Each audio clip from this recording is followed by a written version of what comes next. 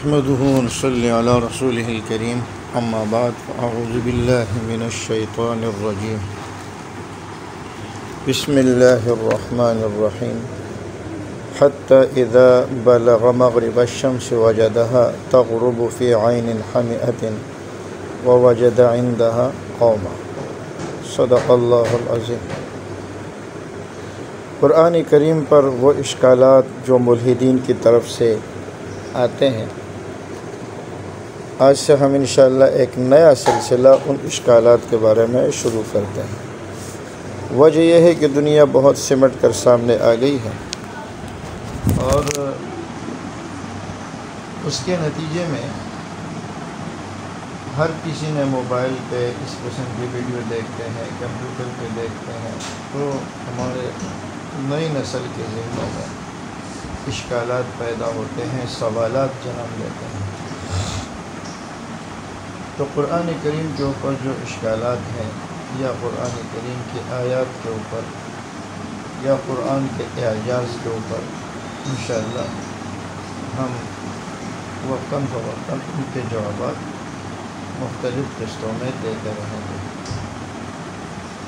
اور اس سلسلے کا عنوان ہوگا کہ قرآن کریم پر ملحدین کے اعتراضات کے جوابات۔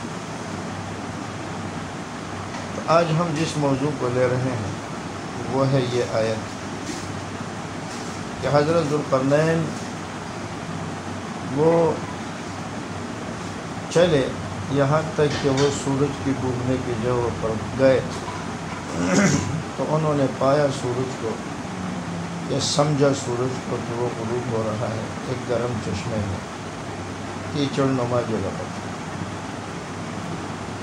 اب یہاں پر ملحدین اعتراض کرتے ہیں کہ قرآن سے تو یہ معلوم ہوتا ہے، اور ذوالقرنین سے بھی یہ بات ثابت ہو گئی کہ سورج جا کر وہ پانی کے اندر غروب ہوتا ہے،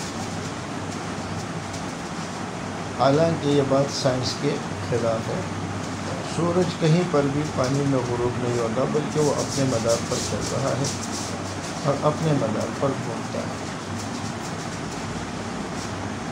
تو اب یہاں وہ کہتے دیکھو قرآن کریم سائنس کے خلاف ہے، اور قرآن سے یہ بات ثابت ہے کہ سورج جا کر وہ کیچڑ میں یا گرم چشمے میں پانی میں غروب ہو رہا ہے۔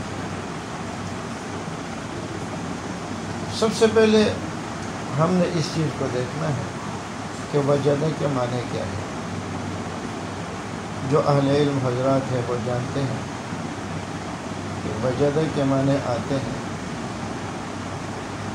یہ افعال قلوب میں سے ہے، اور افعال قلوب کے معنی کیا ہے، سب سے پہلے ہم اس پہ تھوڑی سی روشنی ڈالیں گے، پھر اس کا مطلب سمجھ آئے گا۔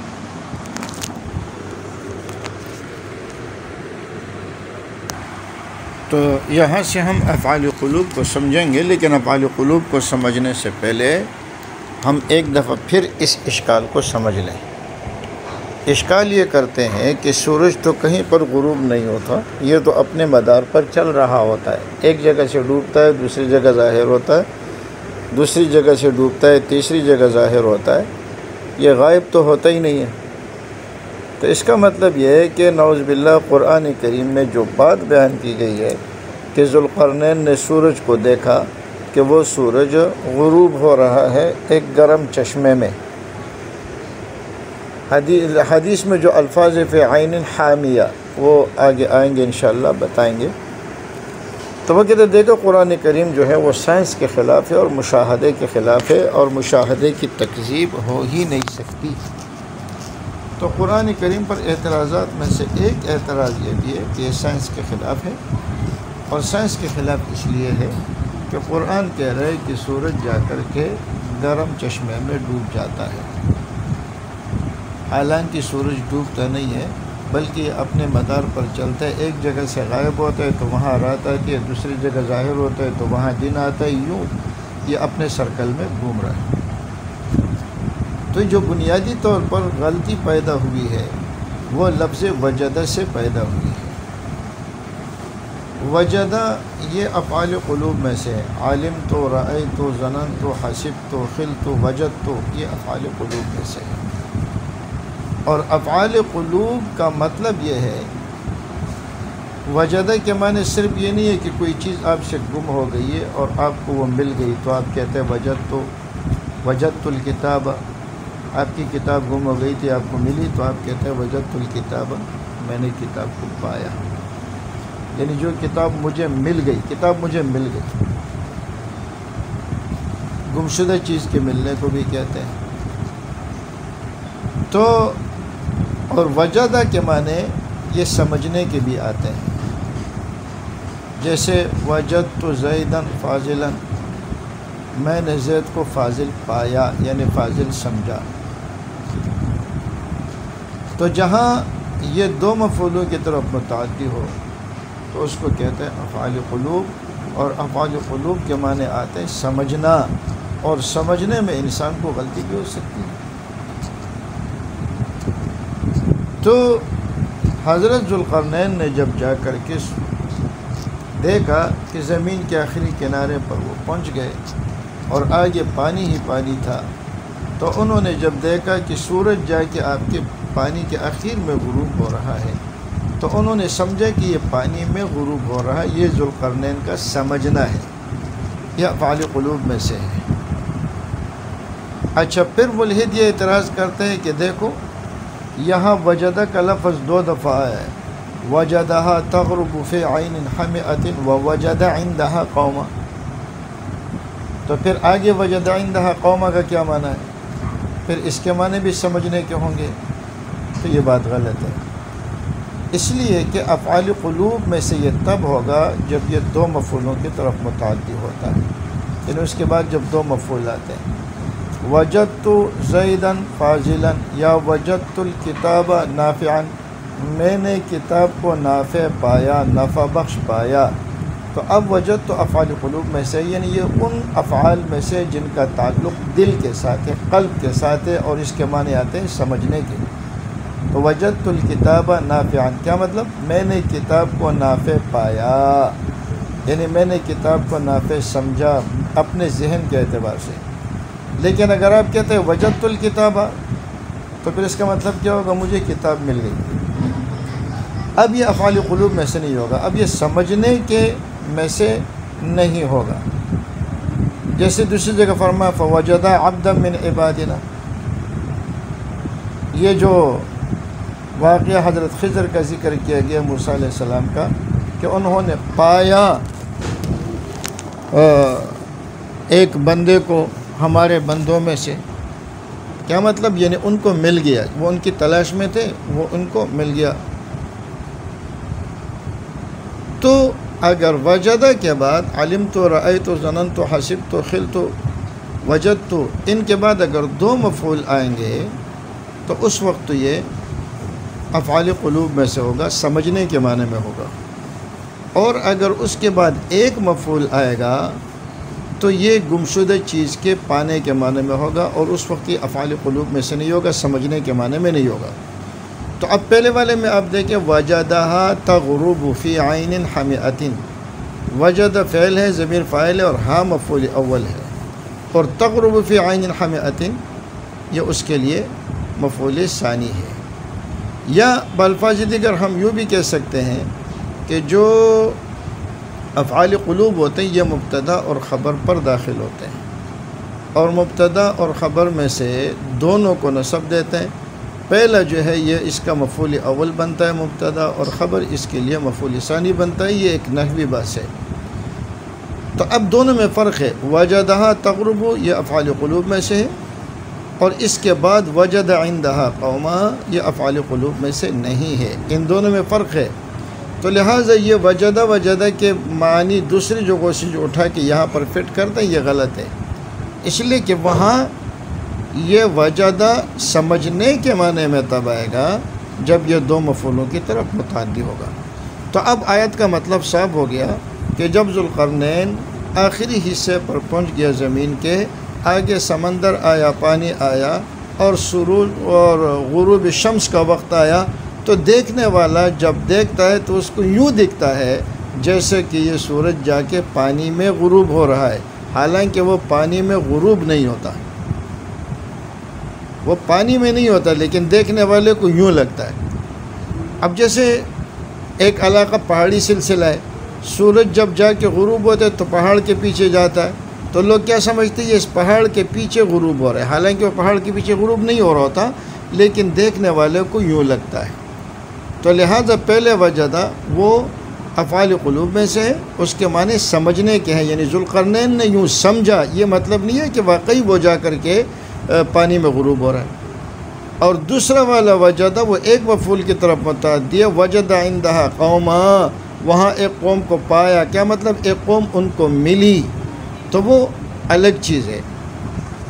پھر یہ اشکال کرتے ہیں کہ دیکھو جی ابو داود شریف کی روایت ہے، چلو یہاں تو آپ نے وجدہ پہ بحث کر دی، اب ابو داود شریف کی روایت ہے حدیث نمبر 4002 4002، وہاں پر اس کے الفاظ یہ ہیں، وہ حضرت ابو ذر رضی اللہ تعالی عنہ کی، وہ فرماتے ہیں کنت ردیف رسول اللہ صلی اللہ علیہ وسلم، میں رسول اللہ صلی اللہ علیہ وسلم کے پیچھے سوار تھا، علی حمار، ایک گدھے پر، والشمس عند غروبها، اور غروب شمس کا وقت ہو رہا تھا، یعنی سورج غروب ہونے کا وقت قریب تھا۔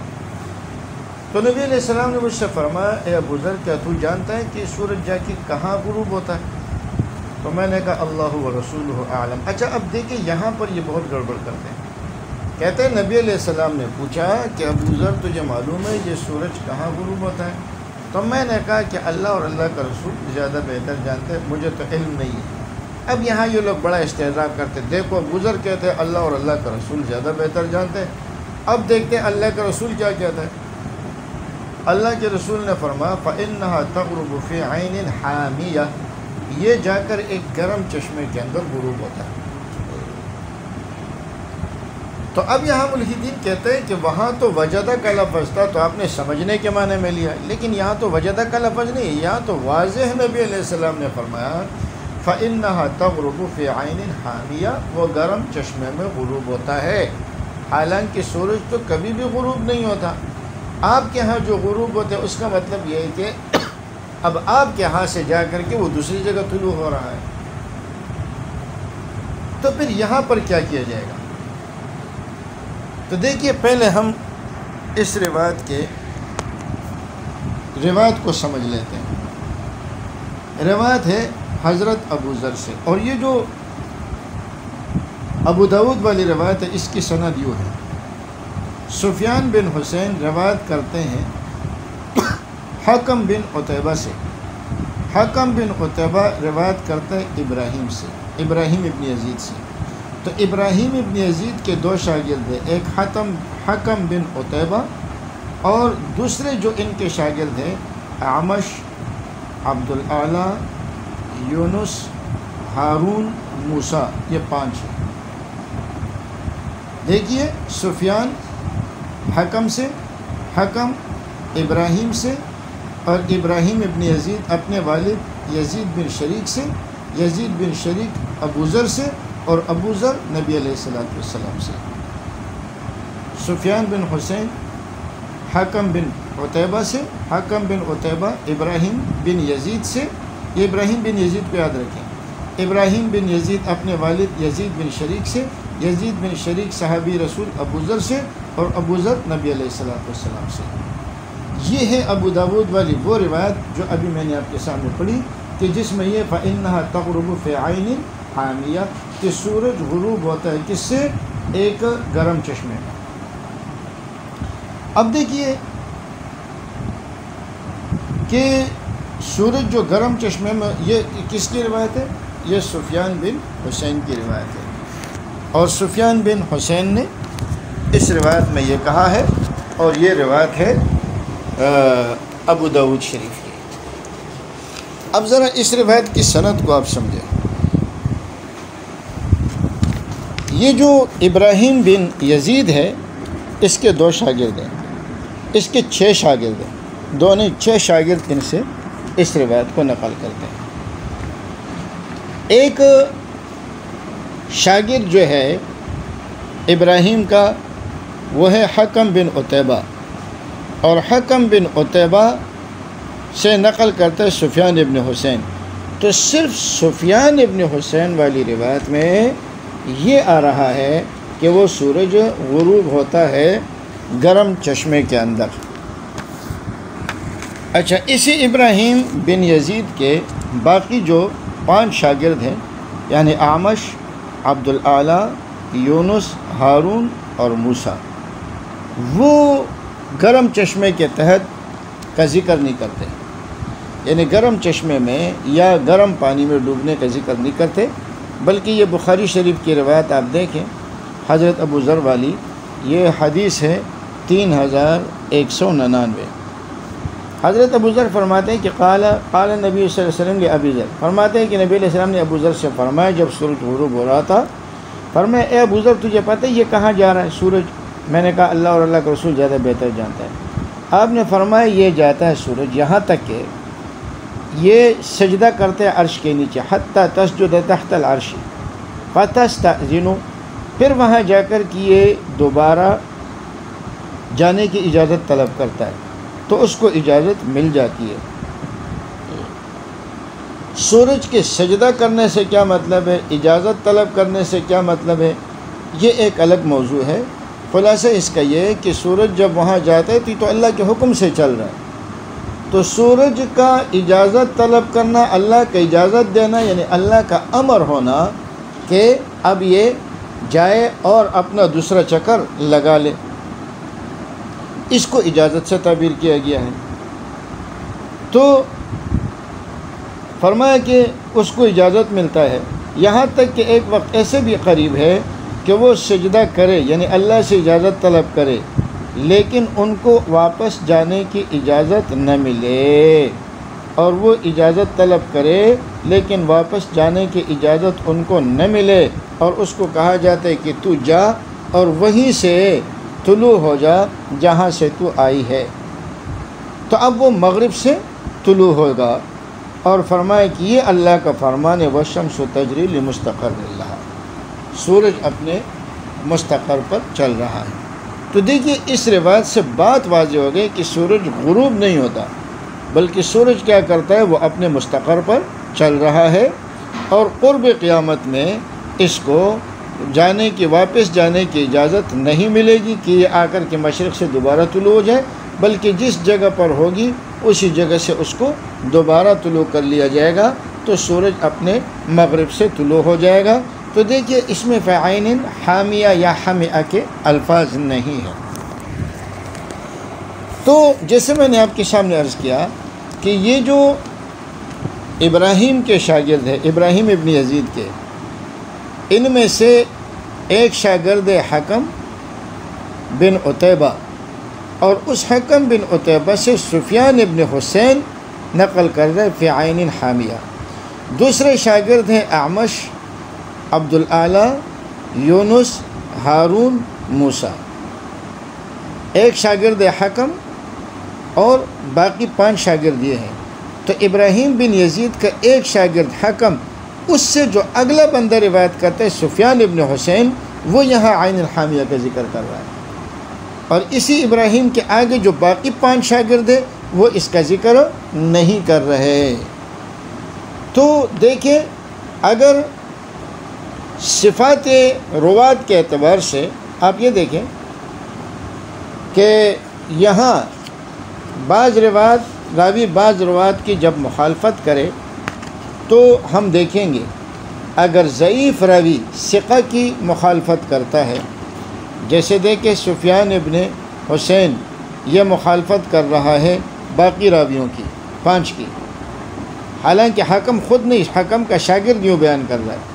اگر ثقہ ضعیف راوی ثقات کی مخالفت کرتا ہے تو ضعیف کو منکر کہا جاتا ہے، اور ثقہ کی روایت کو معروف کہا جاتا ہے۔ اور اگر مخالفت کرنے والا راوی وہ خود ثقہ ہے اور وہ دوسرے ثقات کی مخالفت کرتا ہے تو اس ثقہ کی روایت کو شاذ کہا جاتا ہے اور ثقات کی روایت کو محفوظ کہا جاتا ہے۔